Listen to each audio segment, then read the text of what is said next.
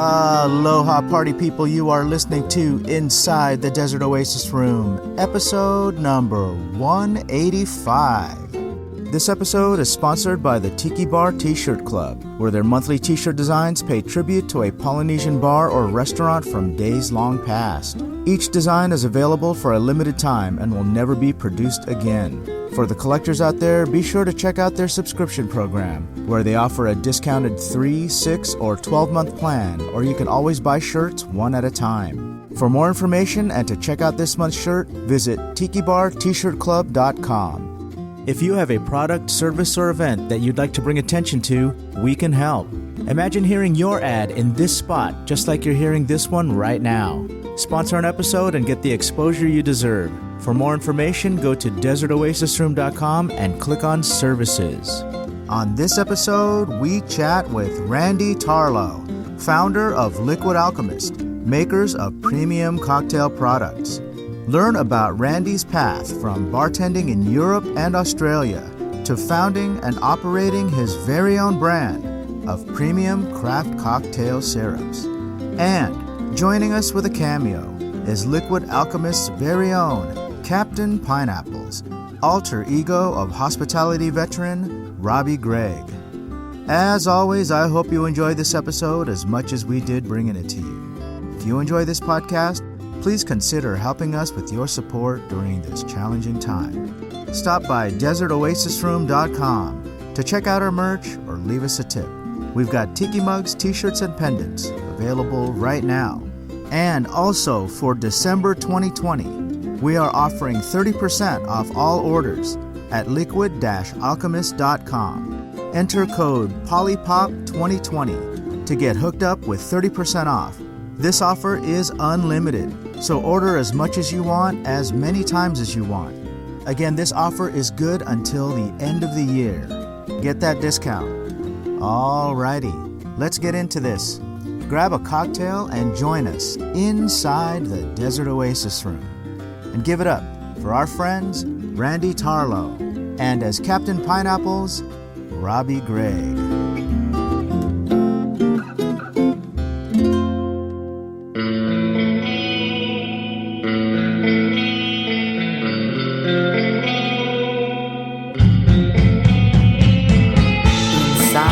Desert Oasis Room. Just let me know what you want me to do. Whatever you would like to do. Chat and talk. I'm rolling already. Oh, you are? Yeah. This whole time? We haven't formally started, but I mean, this is for the podcast. Okay. I like to just kind of start rolling so that Yeah, let's do it. we capture some more Cool. impromptu conversation. So, with that said, Yep. thanks for joining the podcast. Dude, I'm happy to be here. This place is amazing. I mean, Thank you. I got to tell you, if this were in my house, I don't think I would leave. Well, I do everything in here. I do all my business calls in here. I do my podcast in here. I do my stupid Instagram videos in here. I nap in here. But yeah, it's a cool place to, everybody loves escapism in their own way, right? Yep. So whether that is going golfing, going surfing, making cocktails, other things that they do to escape, but this is my escape. I'm all about escapism. So I always like to find the history of the people that I know, and Liquid Alchemist is something that I find interesting because you guys just seemingly kind of came out of nowhere. It was just like this meteoric rise. And I'm curious how all of this got started, but I want to start with where you came from first. What's your background? Were you a bartender guy? Service industry lifer.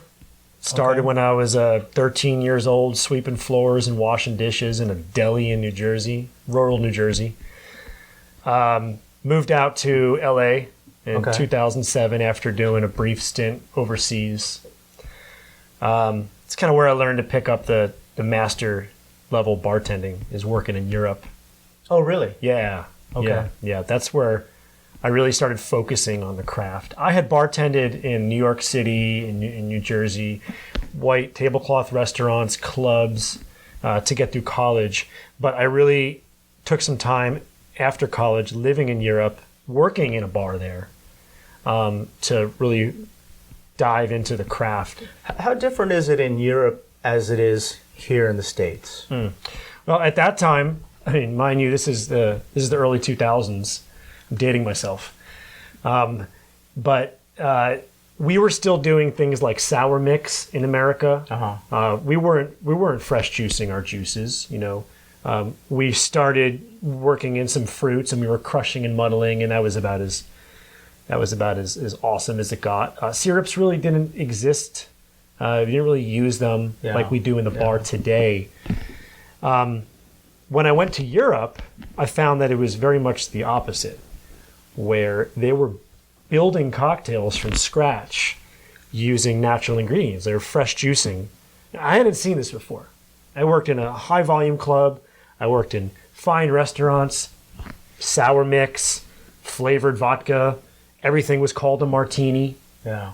When I went to Europe, I had to learn how to really create cocktails from scratch. The word cocktail itself got defined in my brain by my experience in Europe. So was it really like a culture shock kind of thing, or were you just too new? So it wasn't that you were too new to not know, and you just kind of did what they told you to do.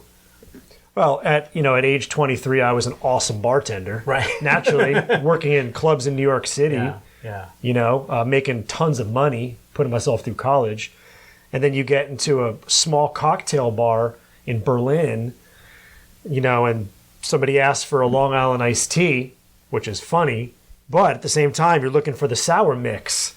Oh, and you say, wait, what? They're like, no, you got to use fresh sours. And you're like, so wait, what does that mean? That's when you have the aha moment and realize, I got a lot to learn. Yeah. Interesting. That must have been an eye-opener for you. It sounds to me then that the craft cocktail movement got its start over there then, and then worked its way over here. Absolutely. I would say craft cocktails would have originated in places like London specifically, in the cocktail bar scene there, and tons of books about that. You see the history. But then, of course, there was cocktail movement in America too. Jerry Thomas, one of the godfathers of cocktails. But I would say probably the draw with regards to craft cocktails, I would probably give credit more to Europe for that, for kind of the cocktail renaissance. Okay. So as a person that's not as versed in the bar industry as someone like yourself, forgive me if I ask you stupid questions, but I'm curious how much of the Prohibition era influenced the cocktail scene in Europe, or did it at all? Well, it's a complicated answer because you have to figure out first what the spirit that is being consumed is. And in Europe, it's predominantly gin and brandy. Right? Over in America, right, they're drinking American whiskey, gin, of course, brandy, of course. But at this time, the American whiskey is not being exported easily over to Europe like it is today. I mean, don't get me wrong, they're getting American whiskey over there. But what happens now with Prohibition is it becomes scarce and it becomes valuable. Yeah. But I'm curious how they were even affected at all by Prohibition in America. I don't think that they would have been too affected unless... I don't think so either. Yeah. The American whiskey at that time is valuable in Europe. It's a sought after product, and it's becoming valuable because it's scarce. So with Europe, you got Scotch whiskey. Yeah. Right. You got brandy. Yeah. Whether we're Spanish or however you want to make it, it's easy. And you got gin, of course. Predominantly, United Kingdom drinks gin first and foremost. But then you got rum, right? So this is where rum, I think, is like, and this is why I love tiki so much, is rum is kind of like the glue that binds the world. Yeah. You want to think about it like that. Yeah, that's a great observation. Yeah, because I look at like the history of rum here in America. It's different, obviously. I mean, the way that I understand it is that it was the go-to spirit after Prohibition simply because it was the least expensive. and the whole story behind that with I mean, like we that's a deep dive. We can get really into that like nerd like, but we're not going to go to that at this level. What I'm more curious about now is, so you're in Europe, you come back to the States, you're working in bars here after that, I assume, and then you find your way to doing Liquid Alchemist. Tell us about that path. So the path to enlightenment. The path to enlightenment. Syrup enlightenment. Yeah, it's a great question. This is kind of like the formidable years, I suppose. So when I got when I came to America, after having been in Europe for 3 years, in Australia for a year, I was bartending in a dive bar on the Sunset Strip. Rock and roll area, super cool. Just making beers and Jaeger bombs. And I was loving it. I was so happy. I took whatever job I can get. I had a friend that managed the bar. You got a Sunday lunch shift. 12 grand in debt. I got no money. I basically came back to America with 2 suitcases and a guitar. All right. What I did was happened to win an international competition. Oh, really? Yeah, called the Cocktail World Cup. Oh, man. Where I competed on a global level against other countries. Wow. Yep. Okay, cool. Yep. So it was 42 Below Vodka, which was owned by Bacardi, put this on.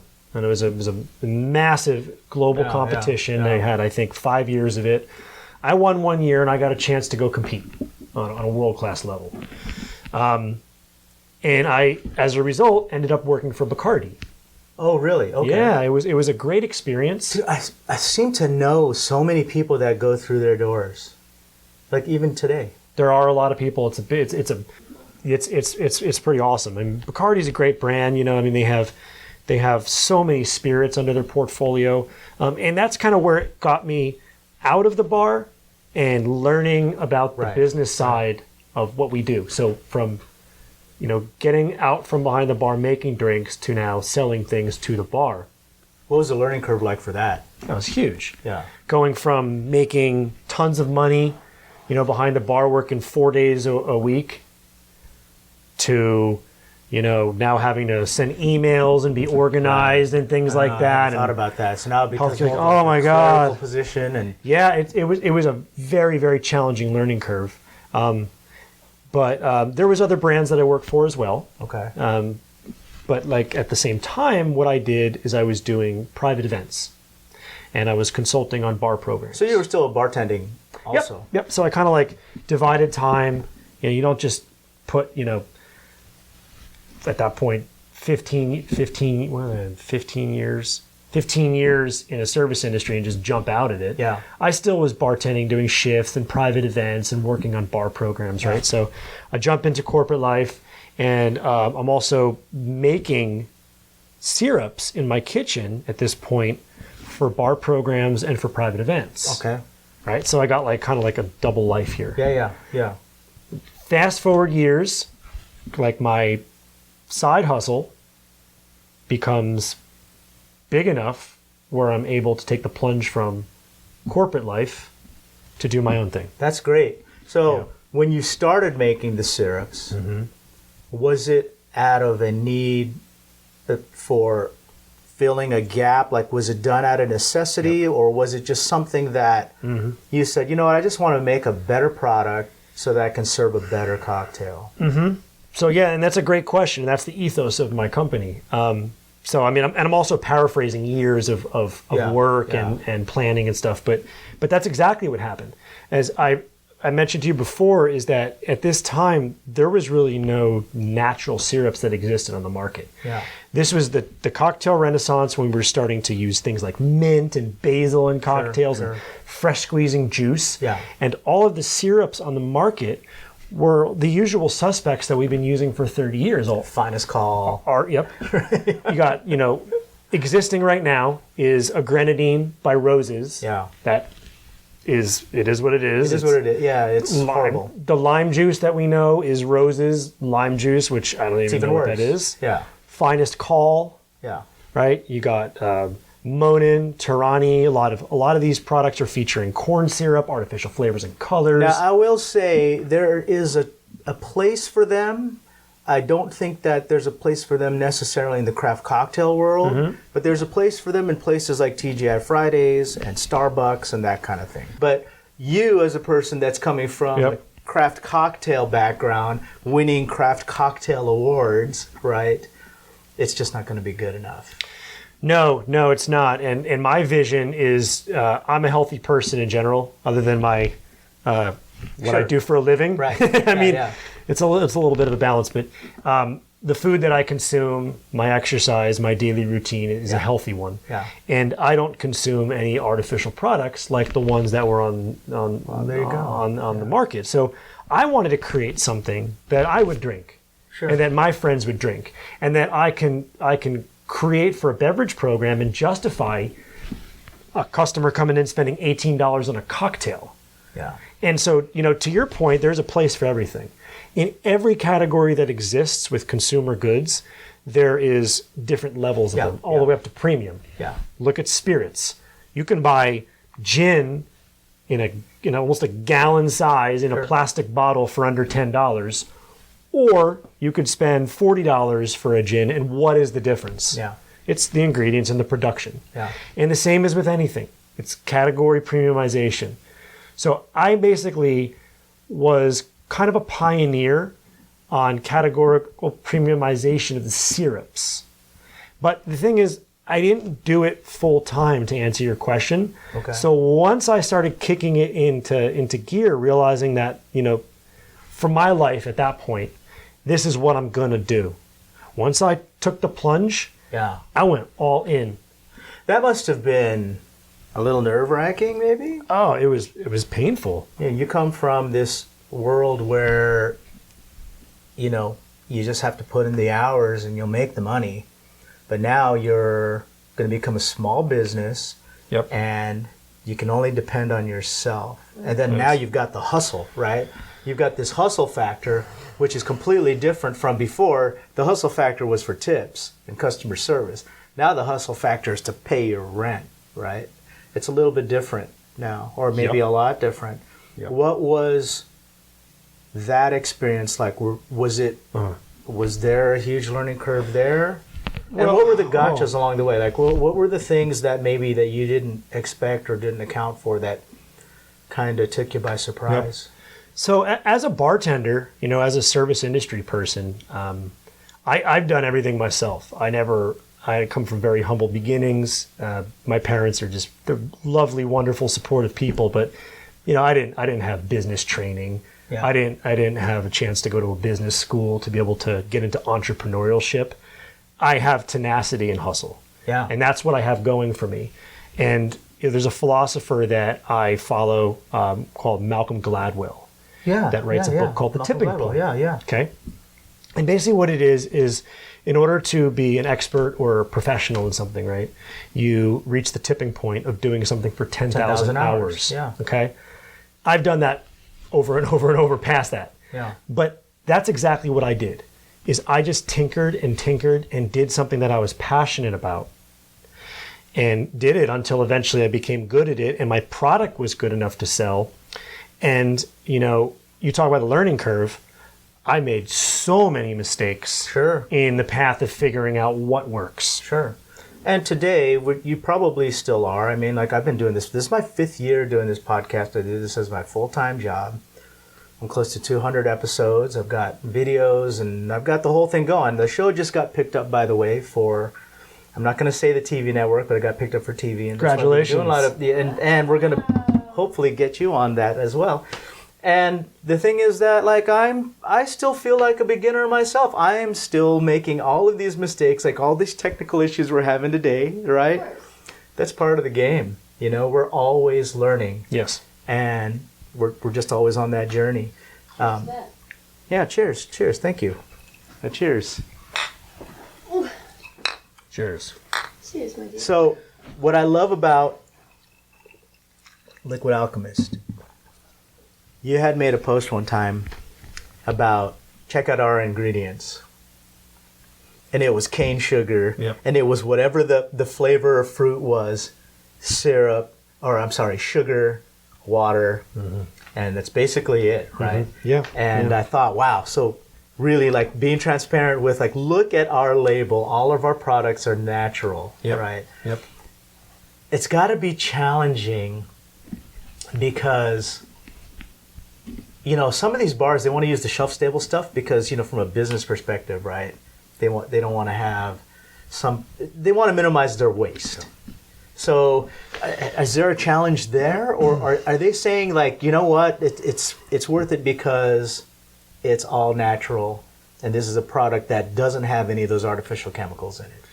Yeah. So from a sales perspective, right? Anything when we talk about premiumization, how do you sell a $45 bottle of vodka when a customer can go and purchase a wholesale bottle for $9? And it tastes about the same. Let's just be honest. You know, when you're mixing it with well, to the average person, sure. I mean, like, Right. you know, the guys like you and me that have a Right. more refined palate, the average person is not going to care. Now, here's the thing. Here's where it comes in, right?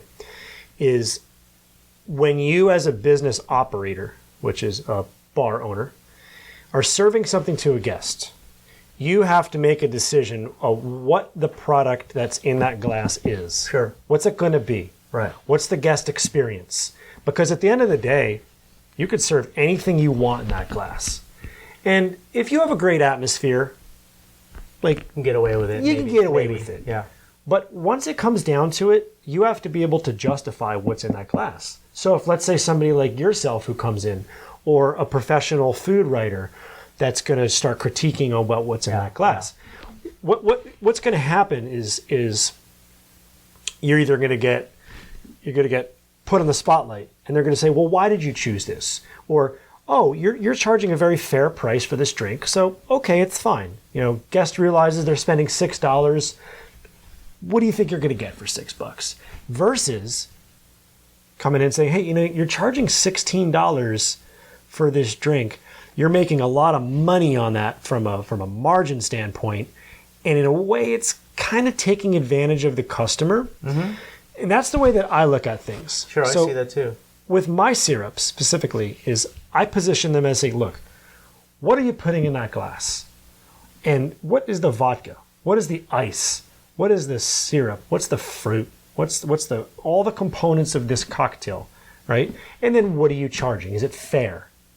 So when to answer your question, to make when I come upon a situation where somebody is like, you know, for our 750 milliliters, for example, they wholesale around anywhere from, you know, $20 to retail up to like 27. It depends on how they go. Somebody's like, what? That much for a syrup?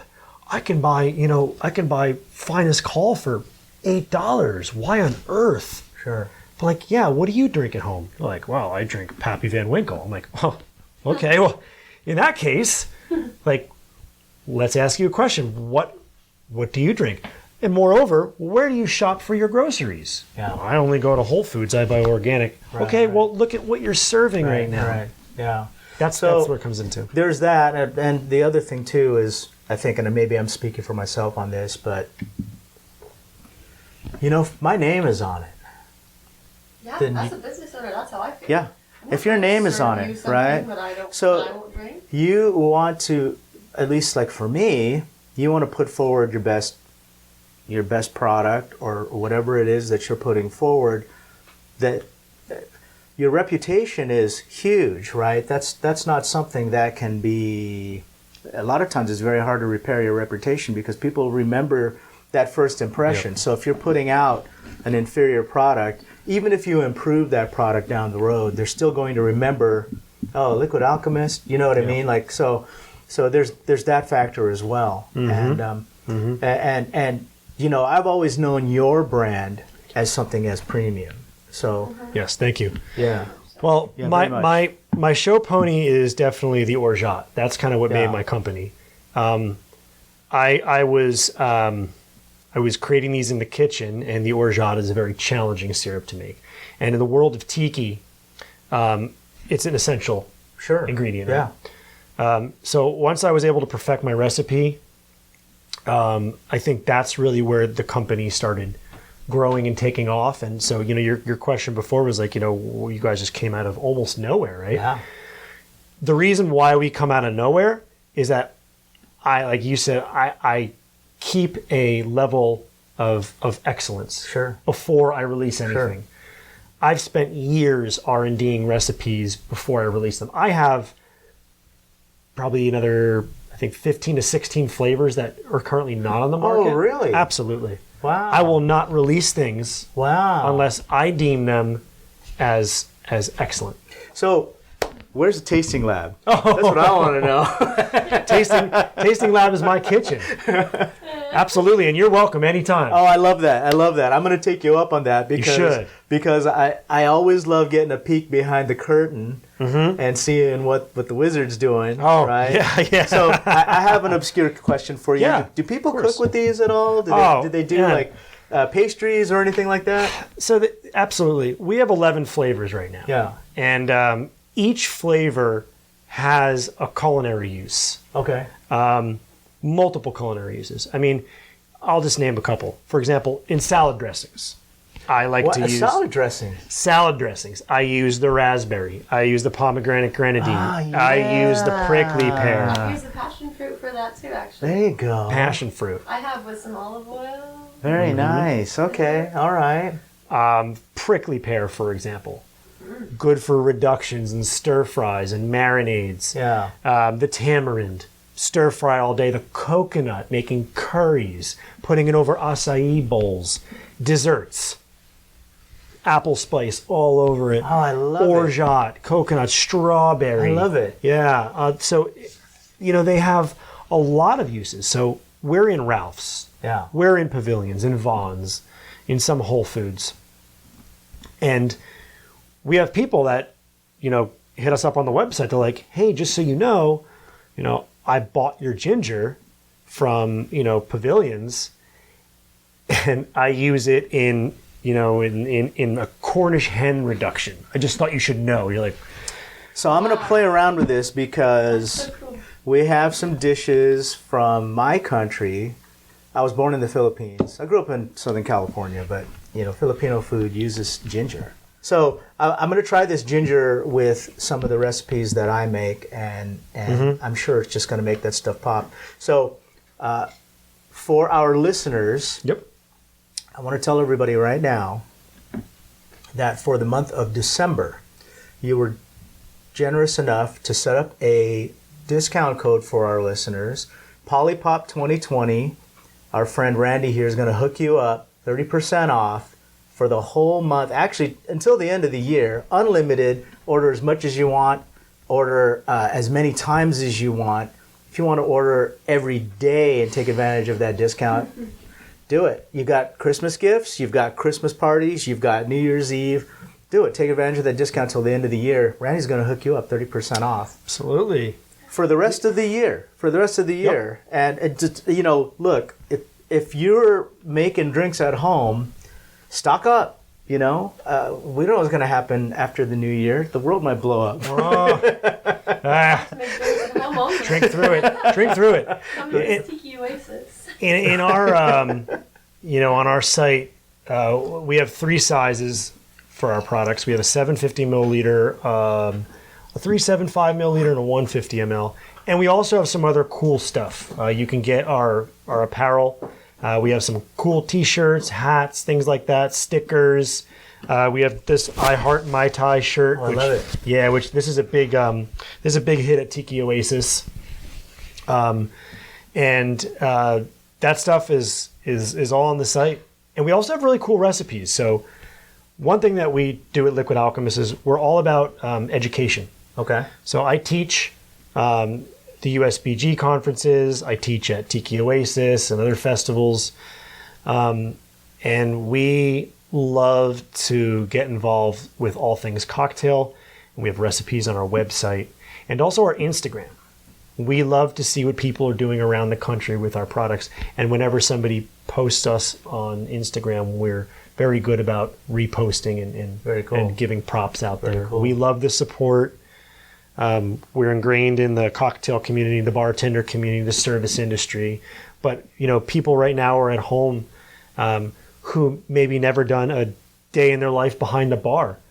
Doesn't mean that, they don't know how to make wonderful cocktails. Yeah. And I've seen some really, really good home bartenders whip up some awesome cocktails with our products. Yeah. Very cool. Very cool. Well, I'm not going to wrap up just yet because I believe we're going to have a visit with Captain Pineapples. Yeah, we're going to go. We're going to go visit Captain Pineapples. I don't know where he's at. I think he's landed his barge somewhere. All right. I'm not really sure. So we're going to put the coconut wire out to Captain Pineapples, and we're going to see if we can get him here in a second. All right, so let's give this a shot.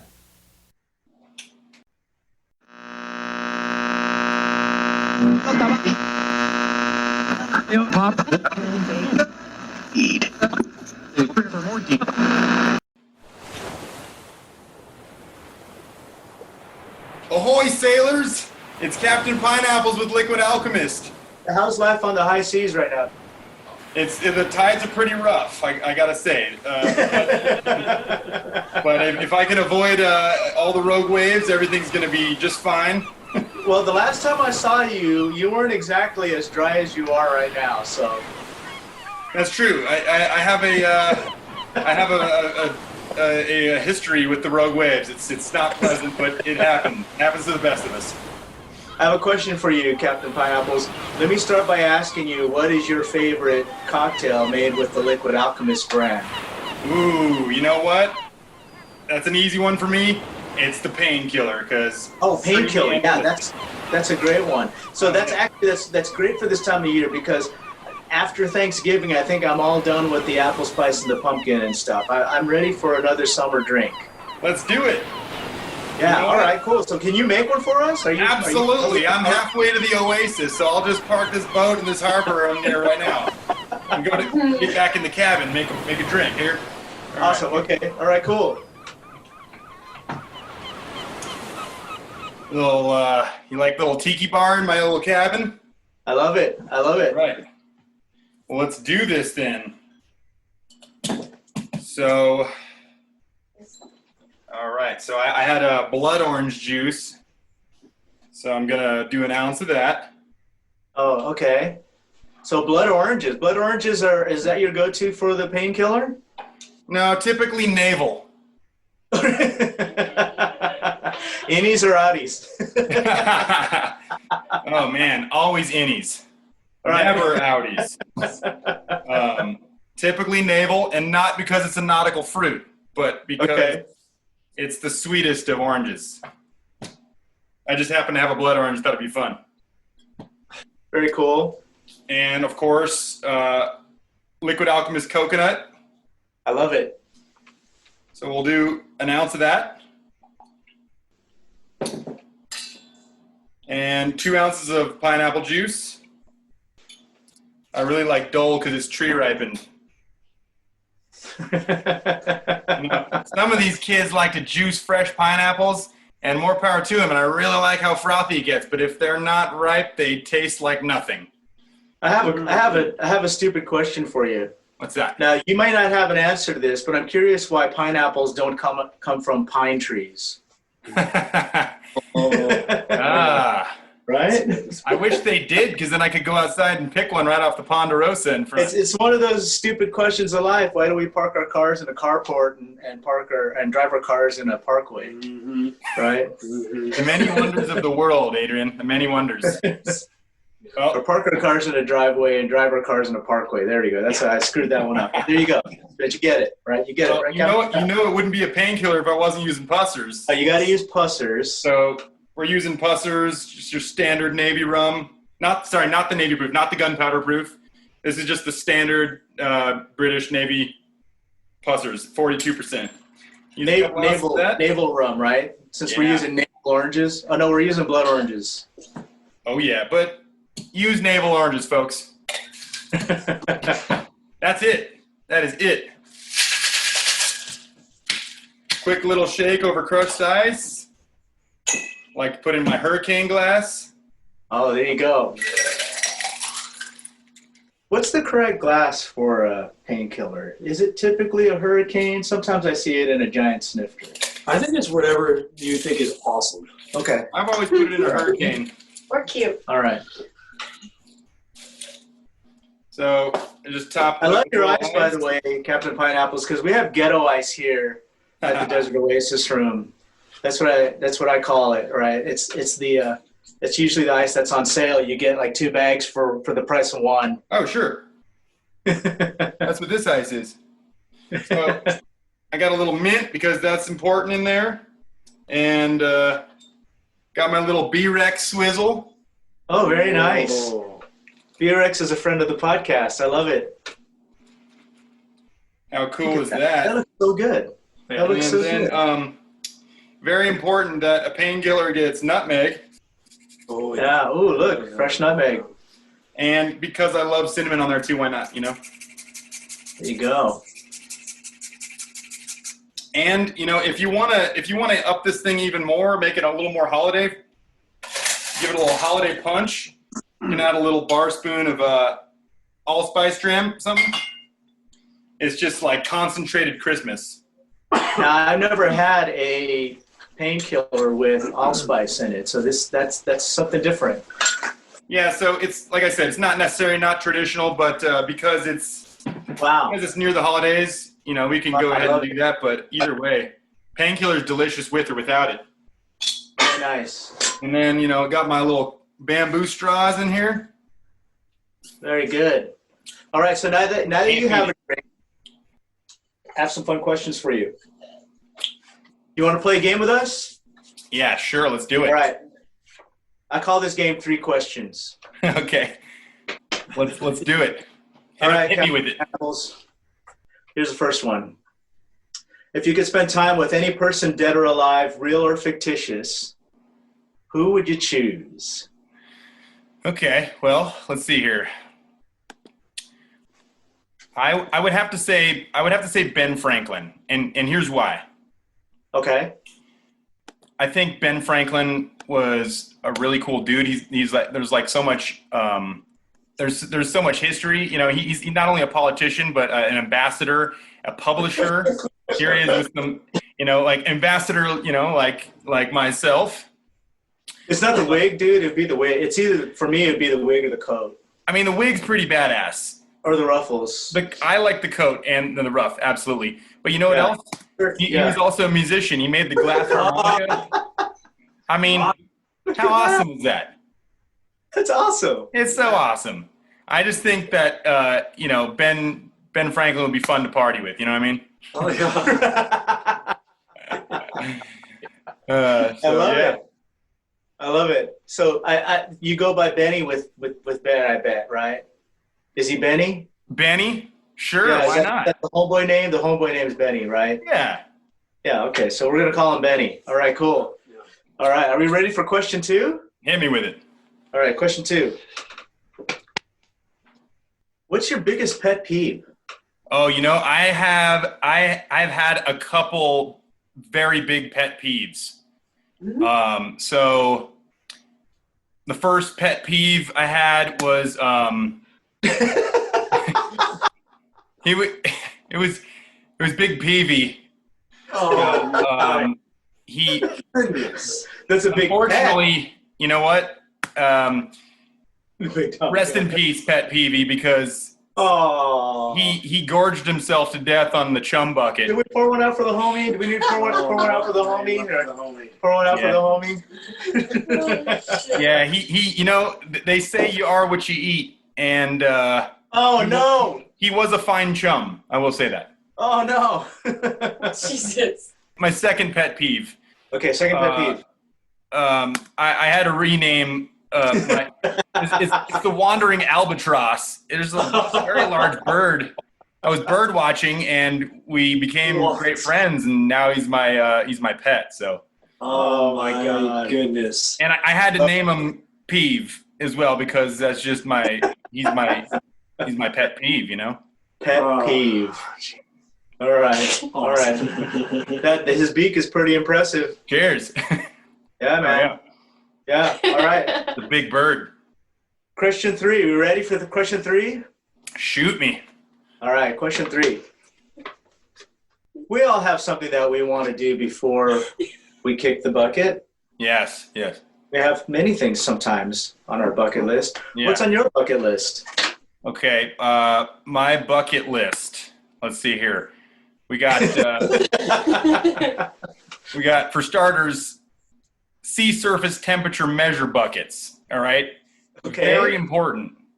You need to know what temperature the surface of the ocean is. You know, when you're fishing, when you want to take a skinny dip, all those things. You know, it's important Because cold shrinks things. Yeah. Yeah. So that was one. Swab the deck bucket. Deck bucket. That's important for making your mates, clean the boat. Okay. Got to have that bucket. Next, chum bucket. Chum bucket. I was gonna ask if there's a chum bucket on there. Yeah, unfortunately, it brings back sad memories of Big Peavy, but Oh. but it's an important bucket. Fire bucket, of course. Okay. Different shape, 10-liter, round bottom, it's metal, tin, you get it. It's important. Lord knows I've been on fire a few times. And, of course, the champagne bucket, because you can't have a party without a champagne bucket. That's right. That's right. Yeah. With ghetto ice. A champagne bucket filled with ghetto ice. That's how we do it in the Desert Oasis room. It's always ghetto ice. No crushed ice in my champagne bucket. The ghetto ice. To ghetto ice. To ghetto ice. Captain Pineapple. Cheers. I love it, Captain In Pineapple. all his glory. Well, I appreciate you joining us inside the Desert Oasis room tonight for this Aloha Friday. Absolutely. And you know what? I got to get back out to sea. But, really good seeing you guys. And hope to see you soon. And just like that, you're back on the boat. Just like that. Oh, yeah. Here we are again, Got to get back up. There's no rules about, drinking and boating as far as I know, so. Well, yeah, that's the thing, though, right? I mean, you still have to be careful. Can you pull over somewhere to take a nap if you're falling asleep on the way home? Oh, yes, absolutely. I might take a nap under an ocean wave or something. Captain Pineapples, you're usually navigating a barge. When did you pick up a schooner? Yeah, sweet Sally Sue Peach got a big hole in the bottom, so had to. I had to borrow this one from my friend Scott. We call him Scooter or Schooner Scooters. Really, Scooter, okay. I got it. It's a nice upgrade. Thank you, appreciate it. I love it, and I love that you have a painkiller cup holder right there, right in front. All right. Yeah, 100%. So cool. Well, I appreciate you joining the podcast, Captain Pineapples. We're gonna let you go back to wherever you're going. I guess the ocean. Yeah, I was on the way to the Oasis. Maybe I'll pop by. Maybe we can crash. Oh yeah, you're coming to the ocean. Well then, come over. Randy's making drinks right now. That'd be perfect. I'm on my way. Yeah. You got an available slip right in front. There you go. Right here Be in the right desert. there. Right here in the desert. Perfect. All right, cheers. All right, just as long as I don't get hit by any rogue waves or anything. All right. Safe boating. Cheers. All right, well, we'll see you soon. All right. Oh my God, there's a rogue wave.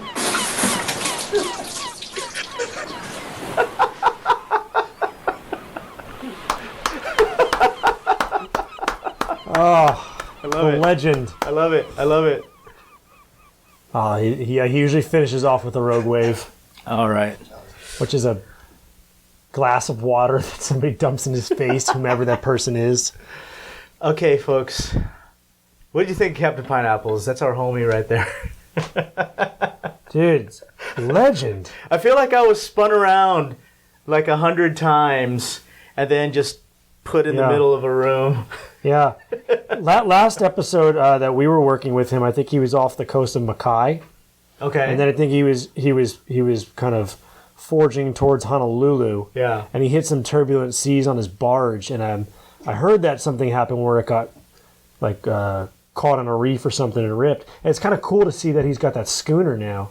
Because that thing's pretty badass. You Hey, can, man. you can make some waves on that. Liquid Alchemist taking care of him. The Liquid Alchemist paying the schooner bills. What, you think you named it? I hope so. I'm curious what that comes out to. I don't know what it could be. Yeah, I yeah, don't know. He's a legend, that one. yeah. I love it. Rogue Waves, though, he usually somehow always gets hit by one somehow. Yeah. I love it. I love it. Well, before we wrap, can I talk you into making us one more drink? I think I could. Yeah, I could. Yeah? I could abide. Yeah? Let's do it. All right, Yeah, so I let's think do we one should. more. And while you do this, let's find out for our listeners if they want to buy these products. Yeah. Where can we send them? Okay, so go to www. People still say that. Liquid-alchemist.com. Don't forget the dash. yeah. Liquid-alchemist.com. No HTTP, no backslash, no colons. Just liquidalchemist.com, and then you can find all of our products on our website. You can see all of our apparel and all the fun stuff we have. And you have apparel and all kinds of. Oh yeah, we have the gear that looks kind of Very like cool. this. I Heart My Oh, I Time, love it. amongst Yeah, others. yeah. You can also find us on a little e-commerce site called Amazon. Okay. I don't know if anybody knows that. Yeah. But if you don't, it's Amazon.com, http://. Don't forget the www. Don't forget the www. Now, I think I can get this at some of the grocery stores locally Yeah. here in Southern California, right? So let's Yep. throw that out there too. Yep. Couple of grocery chains have us in California. It's Ralph's and Vaughn's and Pavilions and Albertsons. You can get us some really cool local liquor stores Very like nice. Liquorama. You can go to Mega Liquor if you're headed out to Palm Desert. High Times down in Orange County. High Times, Mission yeah. Liquor in the Pasadena, Glendale area, amongst others. Yeah. Okay, cool. Very nice. I love it. Also, if everybody happens to be in the downtown area or in Silver Lake, you can go to Barkeeper. And what's cool about Barkeeper is they not only sell Liquid Alchemist, but they sell all kinds of really cool vintage glassware, some tiki gear, and then cocktail tools and stuff like that. Yeah. Yeah, I love it. So support the podcast by supporting our sponsors. Let's support small businesses in this weird and challenging time. Please visit our friends at liquid-alchemist.com. Get your gear, get your syrups. And as I mentioned before, for the whole month of December, actually until the end of the year, enter Polypop 2020 and you will get 30% off your entire order. And that's unlimited because our friend Randy here wants to hook you up. Unlimited. You can order as much as you want, as many times as you want. Do it every day if you want. If you forget something, go back, use that discount code again. You'll get the discount again. So unlimited. Do it until the end of the year. Stock up on your stuff. Get your Christmas presents and get your Liquid Alchemist. And I guarantee that you are going to enjoy this product. So, all right, what are we making? Okay, so I like to make cocktails that are not normally known or kind of forgotten, right? And this particular cocktail is called a Suffering Bastard. And it's a tiki cocktail, technically, and it calls for gin, and it's using bourbon Gin and whiskey. bourbon. Yeah, which is pretty kind of faux pas tiki, but or is Yeah, it? so for all our tiki drinkers out there, tiki drinkers, bourbon and gin is not something that you see in a typical tiki drink. So. No, and this drink is got a cool history. It dates back to the World War II time in Cairo, Egypt, where a barman created this, originally with brandy and gin, and he created it for soldiers that were coming in on their rest time. And, he kind of, this is a cocktail for a suffering bastard, and times were tough during the war. Yeah. And so they made this cocktail, and it originally used ginger ale. We use Liquid Alchemist ginger syrup, and we add a little bit of club soda, and we're basically making a ginger beer, especially. ginger beer. So I'm going to make it for you guys. Yeah. All right. Cool. So check this out. It's really so here easy we to go. make too. Here we Okay. go. So you're taking lime juice. Okay. So if you could imagine, the recipe is really easy. 1 ounce, 1 ounce, 1 ounce, 1 ounce, and some dashes. But the first is 1 ounce of fresh lime juice. Find yourself a nice juicy Victim lime and juice it and enjoy it. Fresh juice, people. Fresh juice. Fresh juice. You want to do bitters. Back to the one. Just 1 dash suffices. Hefty dash. In this case, we're using the Fee Brothers Whiskey Barrel Bitters. And then we use the Liquid Alchemist ginger syrup. So this is just fresh pressed ginger juice and cane sugar to make this. So what we're doing is we're kind of like deconstructing a ginger beer, if you will, and making it from scratch. I love it. But this is great also in a number of cocktails, mules, penicillins, all that stuff. Yeah, we love ginger, especially for the holidays. And then we have our gin. I've chosen to use a local gin, Los Angeles-based product called Mulholland. Mulholland's cool. They have whiskeys as well. I love this gin. It's got notes of cucumber, a little bit of rose infused in there as well. It's kind of like got some elements similar to a Hendrix. I just love supporting local businesses whenever. This is a great product, great representation as well. They're friends, so we love to support them. Yep. So Mulholland Gin, 1 ounce. Mulholland Gin. And then this is a cool product. This is Duke Bourbon, okay? And it kind of talks about the history of John Wayne and that he was working on a recipe before So he this passed. is Duke John Wayne Duke. Yeah. So when I saw Duke, I thought of Duke Kahanamoku, the famous Hawaiian surfer. That would make sense in this case because we're making a tiki cocktail. Sure. Let's That's say why I'm a that. Let's tiki say guy. that I That was my planned first that. thought. Okay. That was my first thought. No, it's okay. We can The father of say surfing, that that's John Wayne's too. godfather of surfing, Okay. / godfather of silver screen cowboy, Cowboy movies. All right? Okay.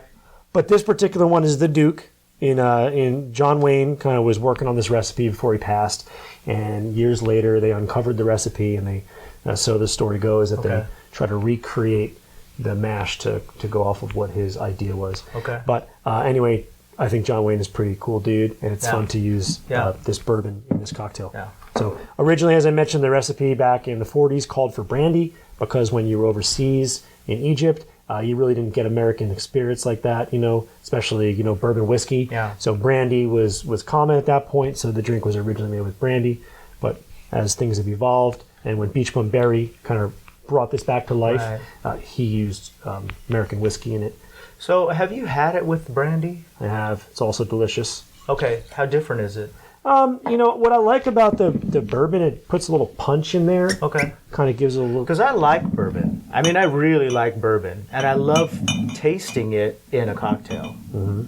So I'm just curious, if I'm a bourbon guy, would I enjoy the Suffering Bastard with brandy as much, or is this version probably better for me?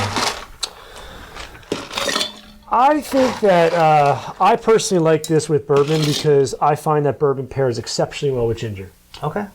Yep. Yeah. Well, that's a good argument for that. That makes sense. So to answer your question, I would say give it a shot with bourbon and gin, equal parts.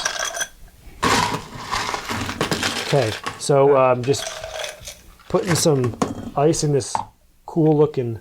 So I have a story about this yes, glass. Well, it's not like a long story, but this is a glass that was on the tables, and they were sent out for the guests, put out for the guests for our friend Kelly Merrill's wedding. When Kelly and Katie got married, they had a different glass at every guest place on the table. So this is from Kelly's wedding.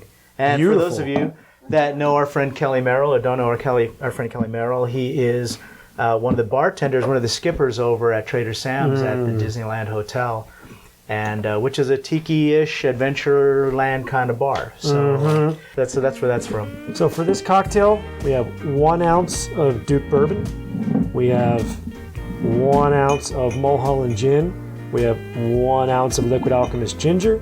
We have 1 ounce of fresh lime juice. And we have, you guessed it, 1 dash of Hank bitters. And all we do is we just give this guy a good shake. Right? Not too much. We don't want to over dilute it. Okay. But now what we do is we add a little bit of soda water in there. Okay, so remember we're kind of making a ginger beer. So we just kind of layer this up. Boom. I love it. Boom, boom, boom. Yeah. So there's that. Very nice. Very nice. Top it off with a little bit more. Okay. You got to take a cool umbrella. I love this tall umbrella. Oh, yeah. How cool is that? There you go. Okay. And what Suffering Bastard would be complete without the Curse of the Kraken arm up here. Yeah, it's kind of cool. So we'll get that in there because umbrellas go very well with Kraken arms, apparently. And Only of the course, Desert Oasis. yeah, right. And of course, you need a straw because it's good to drink things with straws. Awesome. And then so here you have one Suffering Bastard. I love it. Simple, easy ingredients you could find almost anywhere. Enjoy. I love it. I love it. Thank you. So I'm going to welcome. take this. Please do. All right. Very nice. Oh, thank goodness. Love it. All right, party people. This is how we do it on Aloha Friday here inside the Desert Oasis room. My friend, Randy Tarlow. Thank you, Randy. Again, check them out. Liquid-Alchemist.com. Enter Polypop2020 to get hooked up with 30% off for the month of December. And until the next one, cheers and aloha.